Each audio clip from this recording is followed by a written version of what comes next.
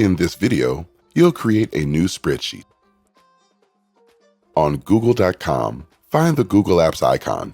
It's a symbol with 9 small dots located in the top right corner of your screen.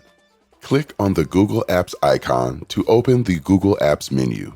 When you open the Google Apps menu, you will see the icons of different Google apps.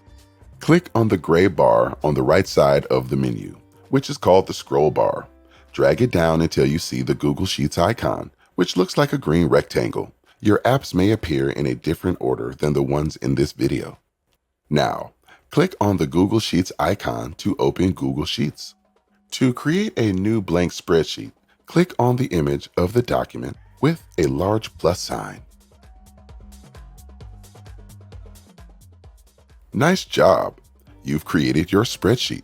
Now give your spreadsheet a name. Click on the gray text in the upper left corner that says Untitled Spreadsheet.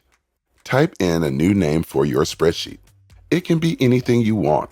If you can't think of another title for your spreadsheet, name it Celebration Budget. In the future, you'll use this name to find your file when you want to open it, so make sure it's something that tells you what's inside the spreadsheet.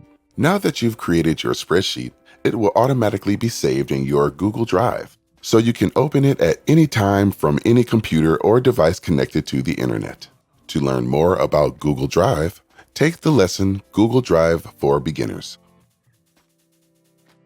Now it's your turn. Click on the Google Apps icon. Find and click on the Google Sheets icon and name your spreadsheet. Then click Next to watch the next video.